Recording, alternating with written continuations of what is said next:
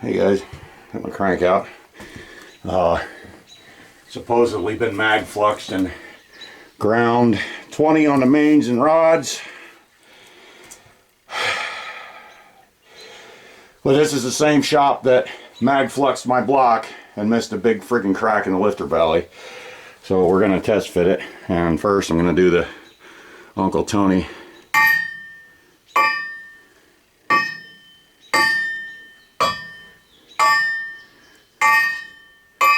I wonder if that's because it's laying on wood.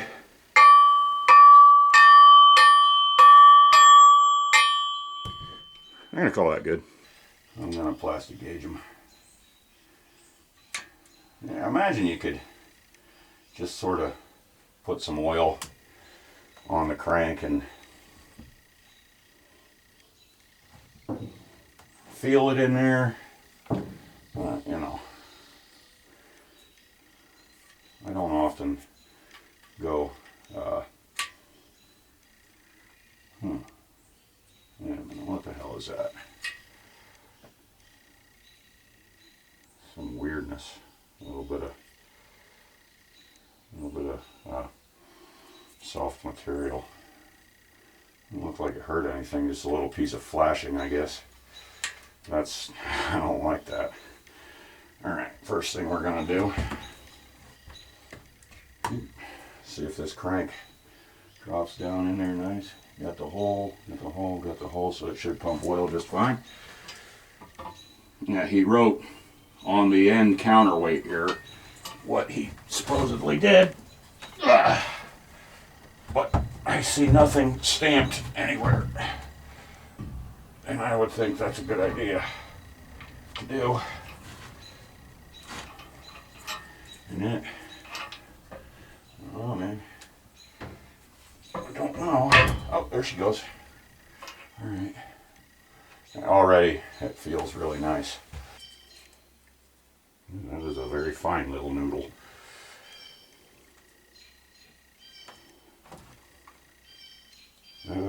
Very fragile little noodle too. Careful. Careful noodle, careful. That'll be alright. The way I get it, you just lay the stuff on there.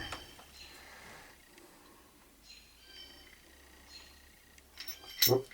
Alright, both of the tabs up the same side. Gosh, that's a fine little hair. Alright, that one's on.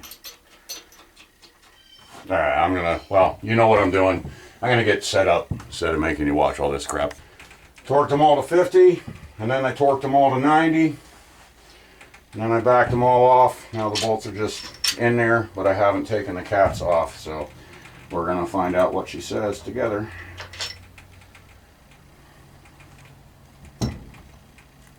Alright, how much? Get a little kind of, on your plastic gauge you'll see there's these things, that's however wide it's squashed. Here, instead of me trying to bumble my way through this.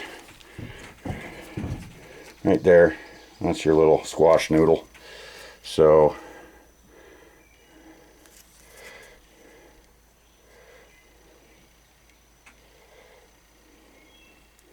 looks to me like 3/1000ths. Could be 2, not 1/1000ths. 2 or 3/1000ths. In a sec we'll pull the next cap.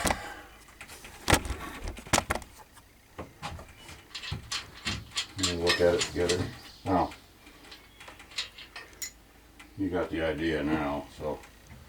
Oh, there goes my heads. Crap, hang on a minute.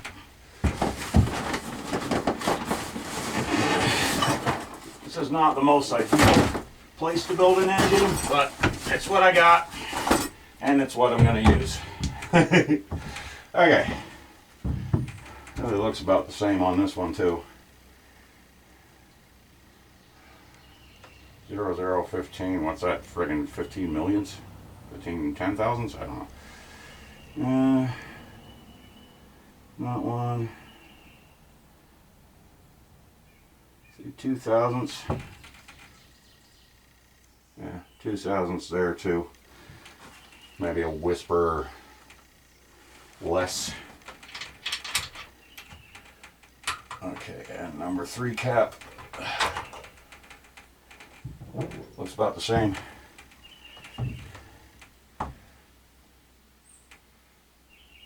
2 thou. Got 2 thou clearance on all the mains.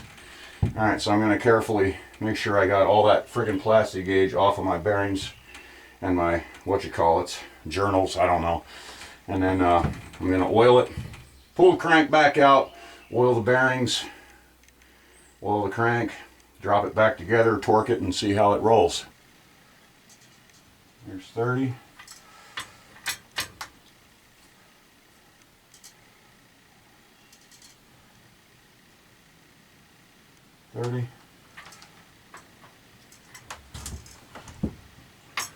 I don't want to screw this engine up, and I sure as hell don't want to tell that machinist that I screwed his engine up. I mean, it's my engine, but you know, it's his engine, let's say. I don't know if you know what I mean or not, but he's got a lot of work in this engine, and I don't want to piss that away.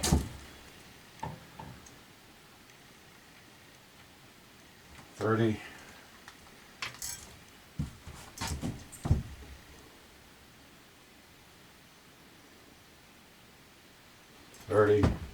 And he said on end thrust, side thrust, end play, whatever the hell, you're looking for like 2-3 thousandths, just enough end play to know that you got end play. And I'll put a dial on it, and we'll do that, but that's later. And I'm just doing this engine one small bite at a time. Okay, there's 30 on all the mains. Feels beautiful. Maybe a little loose, I don't know. Okay, now we're going to go to 60. It'd be cool to have a stand, but you know, I don't have a stand. And I guess you could use a conventional stand on these that grabs it by the bell housing, but there's a chance it'll just crack and break your block. So Flathead stands grab it by the exhaust ports. They bolt right to the side of the engine, which I think is pretty neat.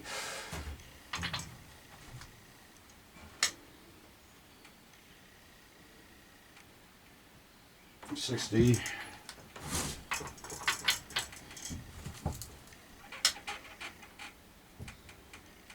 I'm just going to build it right on this friggin' desk that I pulled out of a junkyard.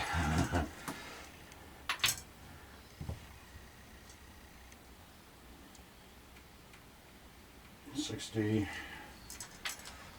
As long as you're clean about it, you know, you'll be alright. Well, if you're not clean about it, you're sure as hell going to find out. Okay, there's 60. Huh. Feels goddamn fantastic. I got a good feeling. I got a good feeling. Alright, we're going to 90. The only thing I don't like about these needles ones is you gotta sort of make sure your needle is floating in there and not hanging. Crooked on me, hang on. Make sure your needle ain't hanging up on any of the wrench, body, whatever, any of this stuff in here. I don't know if you can even see. But you gotta make sure your needle's floating in there, so you gotta hold your wrench just right with the needle ones.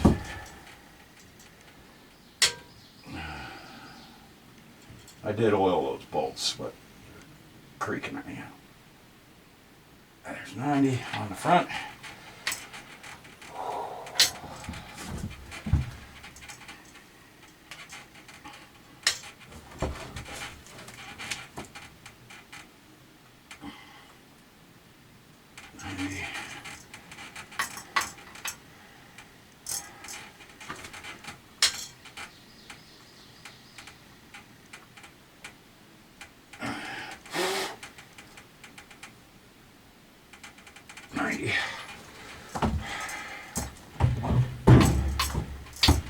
can see the motor kind of, engine kind of swinging around as I'm trying to torque. 90.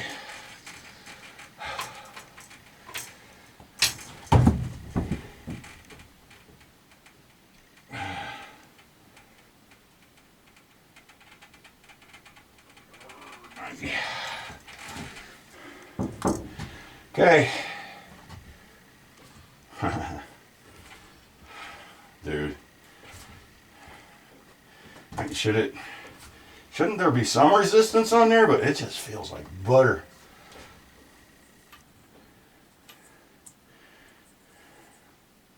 Alright. Now what I'm going to go do is I'm going to go get a dial, mag base, and a bar, and we're going to check our end play on the crank.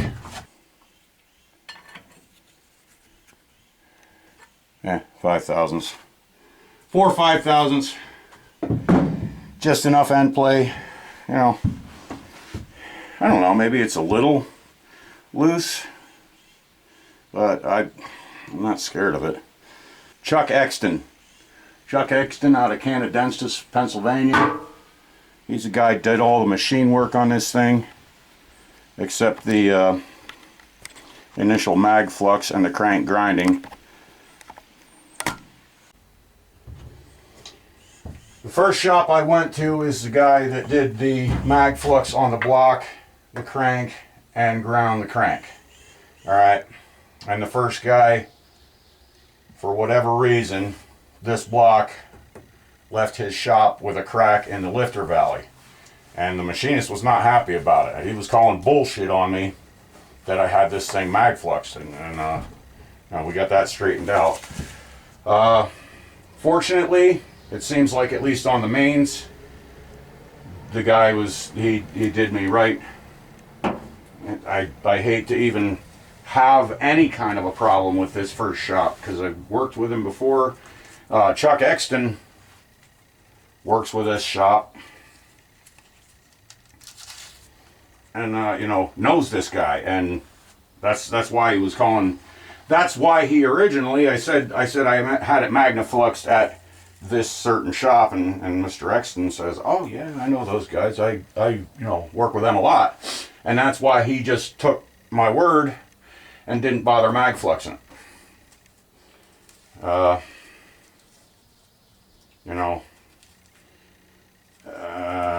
I don't know, but this goddamn crank is like butter, and holy crap, look at that, man. Next I'm gonna do the rods, but like I said, I'm taking small little bites at this engine. There is a stamp. What's that? That's a K. I don't see any stamps anywhere else. Well, I might just have to stamp it myself. I mean, it's wrote on the end of the end here with freaking marker. Stamp that dang crank. That kind of bothers me. If somebody else is working on this engine, which I hope to leave it for my kids, and hopefully at least some kind of a neat Model A chassis that it's bolted on and it can be, driven up here on the mountain at least.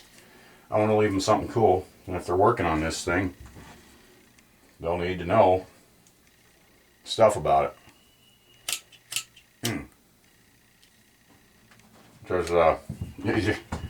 the amount I'm in for this engine, I'd never get it back trying to sell it. I'd have to be desperate to sell this engine, and there's other things that could go first, because this is a passion.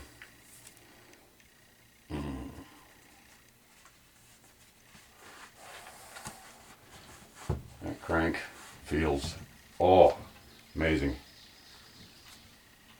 I don't know if that's how it's supposed to roll. I would think so. I mean, it's floating on a film of oil in there.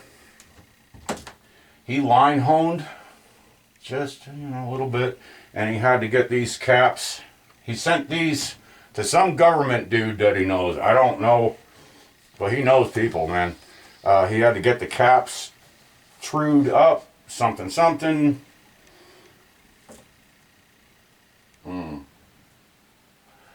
And I say that I'm into this engine for so much, but this is the first block that I bought, and it's viable, so I'm super lucky there. And I'm in, let's just roughly say $3 grand. I'm in to this engine. I got to get my crank balanced. That's going to be another $250. There's going to be a couple of more little pieces.